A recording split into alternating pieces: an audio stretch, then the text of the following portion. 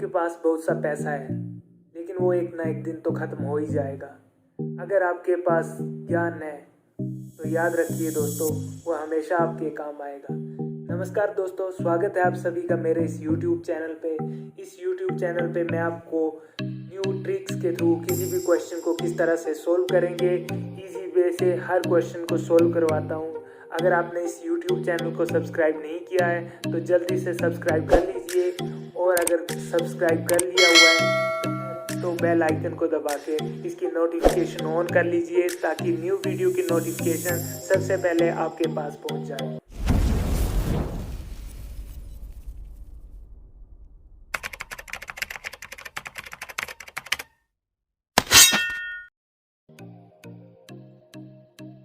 तो दोस्तों, जैसे मैंने पिछले कल एक क्वेश्चन दिया था आपको, देखिए यहाँ पे मैंने क्वेश्चन में बोला हुआ है कि एक कमरे में 3 डिसेबिलिटी वाले पर्सन हैं।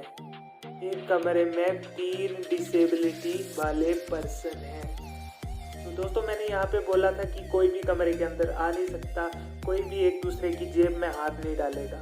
यहाँ पे कोई भी एक दूसरे की जेब में हाथ नहीं डालेगा, और ना तो ये पढ़े लिखे है कि ये किसी ब्रेल लिपि का यूज़ करके अंधे आदमी को बता दे कि ऐसा हुआ, तेरे पैसे गिरे और उठाए हैं। ठीक है, तो यहाँ पे क्या है दोस्तों, यहाँ पे ध्यान देने वाली बात ये है कि 3 डिसेबिलिटी है। यहाँ पे मैंने कंफ्यूज करने के लिए भले ही 3 फिगर बनाई थी, लेकिन मैंने कहीं पे भी नहीं बोला कि 3 पर्सन है। मैंने बोला कि 3 डिसेबिलिटी वाले पर्सन है। एक डिसेबिलिटी है ब्लाइंडनेस, एक है डेफनेस, और एक है म्यूट है एक। ठीक है, तो वो यहाँ पे मैंने बोला है ब्लाइंड पर्सन के पैसे जेब से निकल कर गिर जाते हैं। डीफ क्या करता है, उन पैसों को उठा लेता है। तो म्यूट पर्सन उस ब्लाइंड पर्सन को किस तरह से बताएगा? तो जो म्यूट पर्सन है वही डीफ है, मीन्स यही वो पर्सन है जिसने पैसे उठाए हुए हैं। ये दोनों पर्सन एक ही है, क्योंकि डिसेबिलिटी 3 है, पर्सन नहीं बोला था मैंने कि 3 है।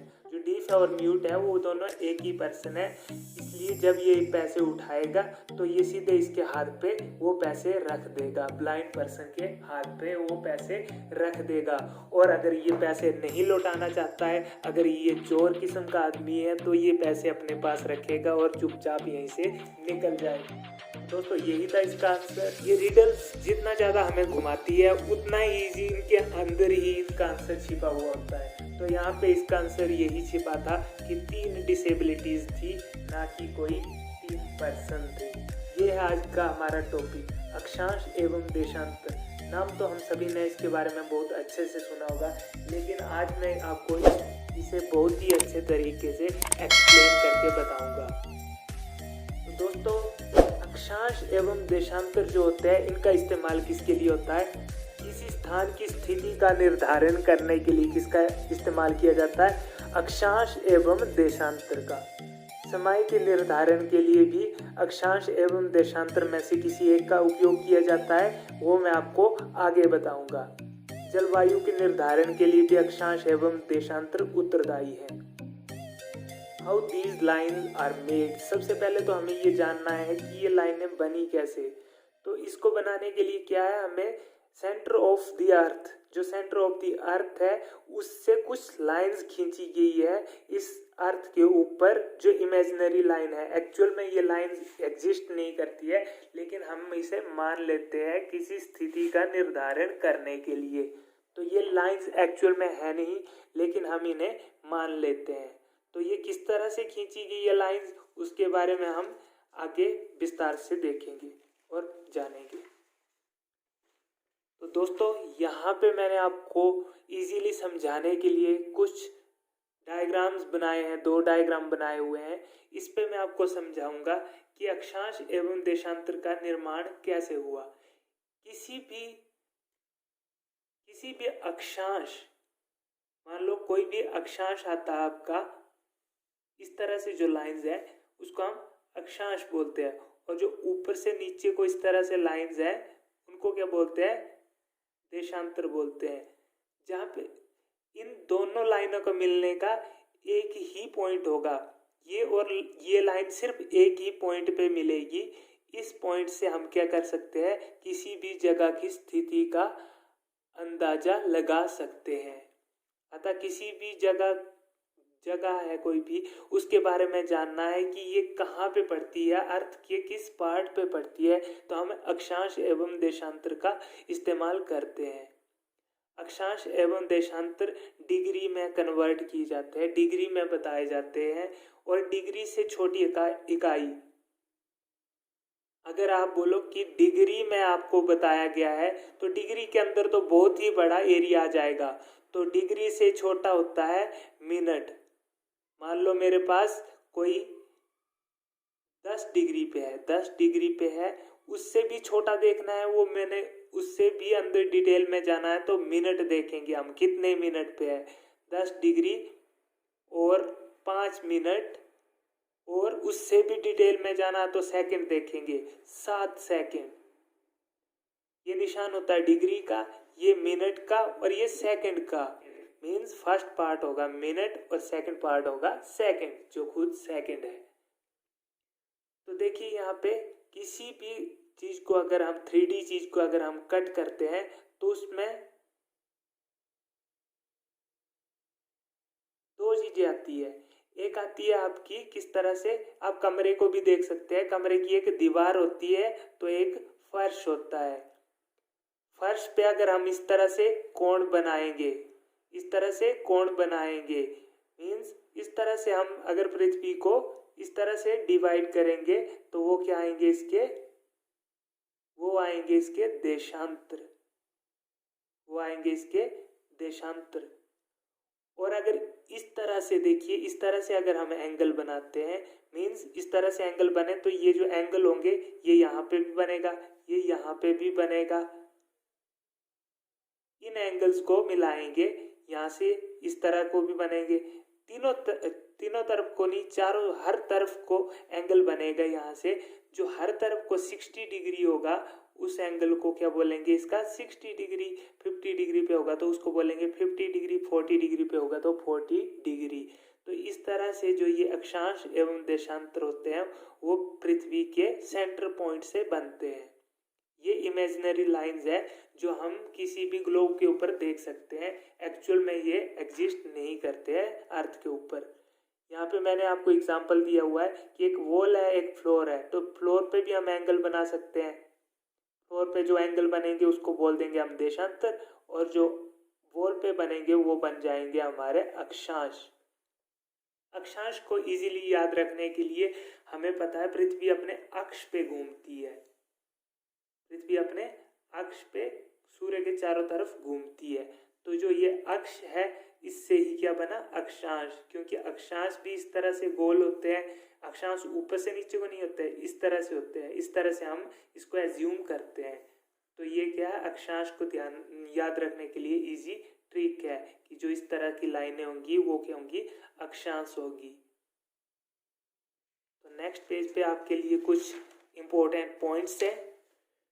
ग्लोब पर पश्चिम से पूर्व की ओर खींची गई रेखाएं अक्षांश कहलाती है। ये ग्लोब है, इस पे पश्चिम से पूर्व की ओर जो खींची गई रेखाएं हैं इनको अक्षांश कहते हैं। अक्षांश रेखाओं की संख्या 181 है। 181 है क्यों, क्योंकि 90 डिग्री ऊपर की तरफ को है अक्षांश और 90 डिग्री नीचे की तरफ को है। ये हो गया आपके पास 180, और एक 0 डिग्री अक्षांश जिसे हम विषुवत रेखा भी कहते हैं। 0 डिग्री अक्षांश को विषुवत रेखा भी कहते हैं, जिसे भूमध्य रेखा भी कहा जाता है। पृथ्वी पर किसी भी जगह का पता उसके अक्षांश एवं देशांतर से लगाया जा सकता है। अक्षांश समानांतर होते हैं। अक्षांश जो होते हैं ये बराबर दूरी पे होते हैं और इनके बीच की दूरी लगभग 111 किलोमीटर होती है। देशांतर समांतर नहीं होते। अब देशांतर के बारे में, देशांतर जो है समांतर नहीं होते क्योंकि ये ध्रुवों पे जाके मिल जाते हैं, जहाँ पे ध्रुव होते हैं वहाँ पे मिल जाते हैं। ये रेखाएं उत्तर से दक्षिण की ओर बढ़ती हैं। उत्तर से ये दक्षिण की ओर, जिस तरह से ये मैप पे दिखाया गया है, उत्तर से दक्षिण की ओर ग्लोब पे जिस तरफ दिखाया गया है इस तरह से बढ़ती है। ये ध्रुवों पर एक बिंदु पर मिल जाती है, ये ध्रुवों पर एक बिंदु पर मिल जाती है। विषुवत रेखा पर इनके बीच की अधिकतम दूरी 111.32 किलोमीटर है। जो विषुवत रेखा है यहाँ पे इनकी सबसे अधिकतम दूरी होगी।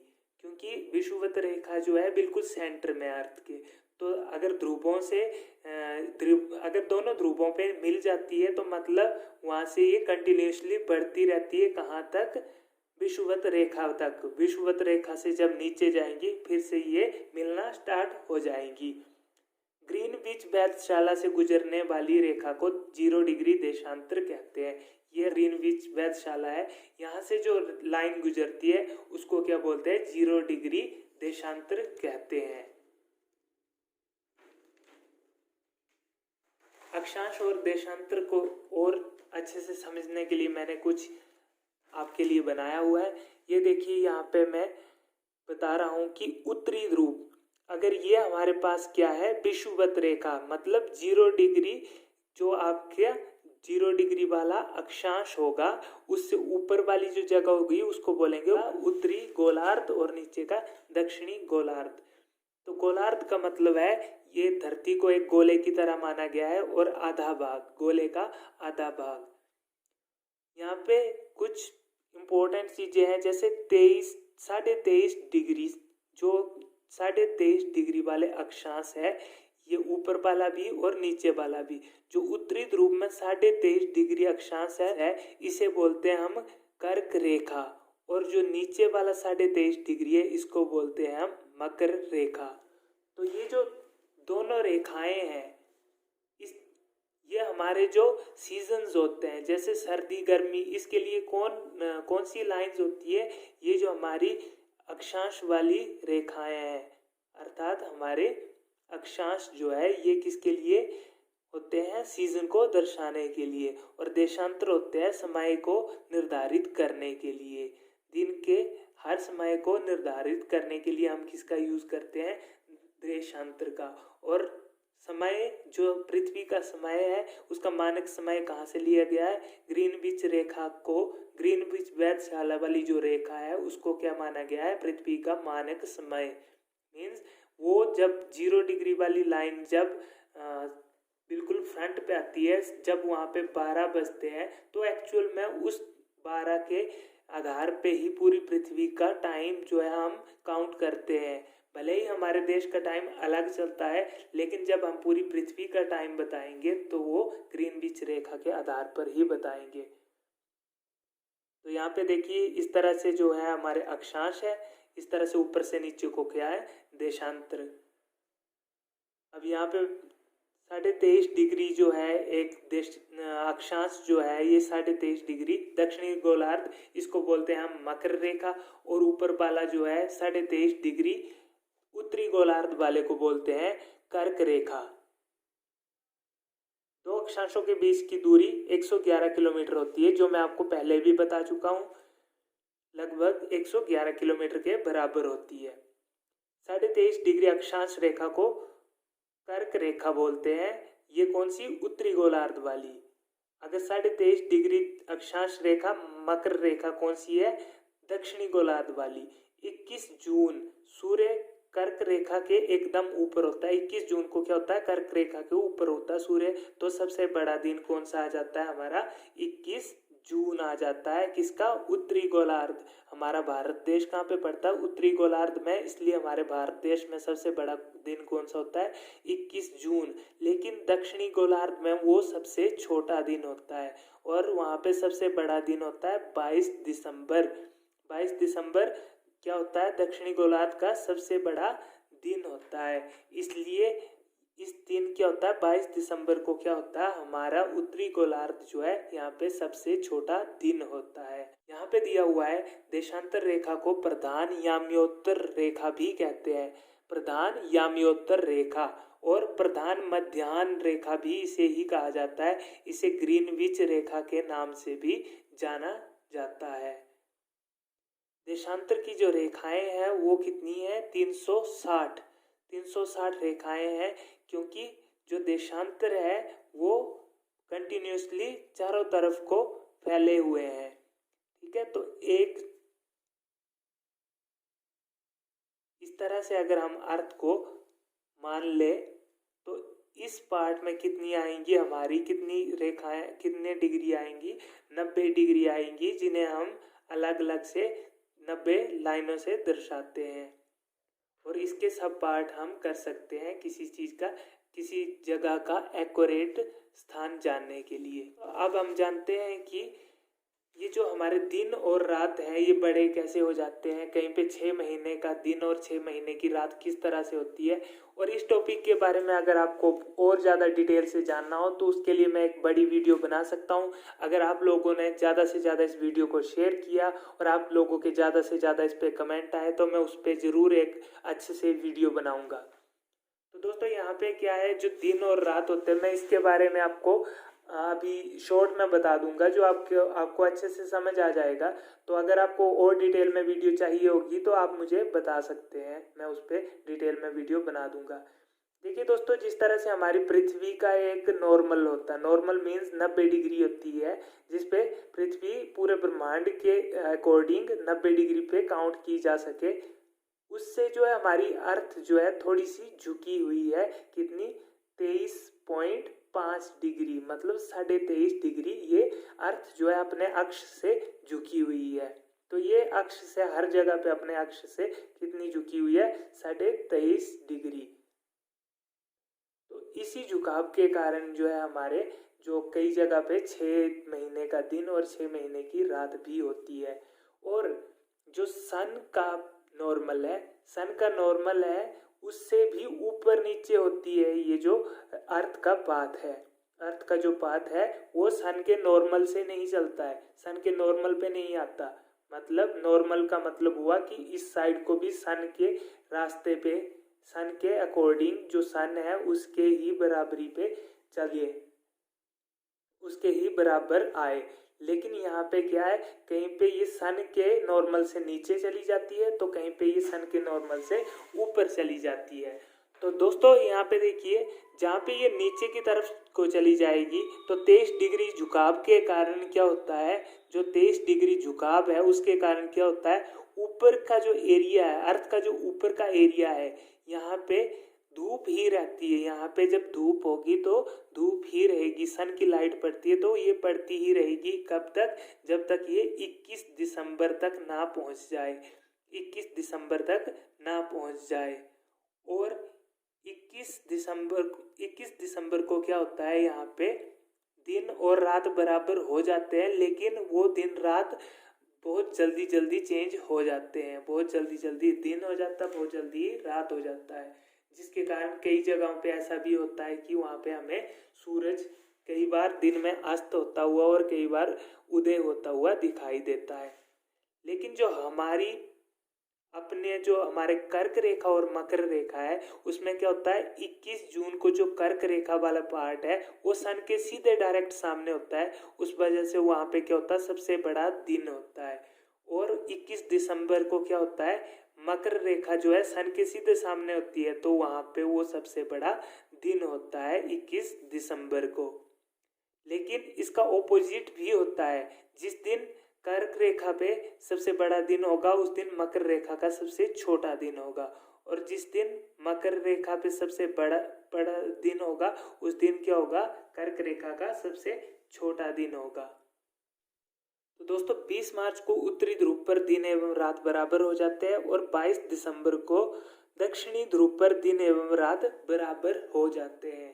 तो दोस्तों ऐसा नहीं है कि 21 जून को अगर हम बोलते हैं कि सबसे बड़ा दिन है तो 21 जून को हमारे उत्तरी ध्रुव में तो वो सबसे बड़ा दिन है, लेकिन दक्षिणी ध्रुव पे वो बड़ा दिन नहीं है। दक्षिणी ध्रुव पे 21 दिसंबर को सबसे बड़ा दिन होता है। और जो ये दिन और रात 6-6 महीने के होते हैं, इसके पीछे का रीज़न यही है कि जो अक्ष का झुकाव है, पृथ्वी के अक्ष का झुकाव है, उसके कारण सन जो है पूरी लाइट नीचे के एरिया को तो दे पाता है लेकिन ऊपर इसकी लाइट नहीं जाती है, सन की जो रोशनी है वो ऊपर नहीं जाती है। इस वजह से क्या होता है, ऊपर की तरफ नाइट होती है तो नीचे की तरफ 6 महीने दिन होता है, जब ऊपर की तरफ दिन होता है तो नीचे की तरफ रात होती है। तो दोस्तों आशा करता हूँ कि जो भी मैंने आपको बताया वो आप अच्छे से समझ चुके होंगे। और अब मैं आपसे एक क्वेश्चन पूछता हूँ कि लीप वर्ष जो है 4 वर्ष के बाद एक लीप वर्ष आता है, वो क्यों आता है, उसके पीछे का क्या रीज़न है। अगर आपको उत्तर आता है तो कमेंट बॉक्स में कमेंट करके ज़रूर बताएं। आज की वीडियो में इतना ही। जय हिंद, जय भारत। तेरी हर कमजोरी पर यह डर घर बनाएगा, पर तू अपना हुनर दिखाएगा। उसी कमजोरी को तू अपनी ताकत बनाएगा और उस दिन ये डर तुझसे डर जाएगा।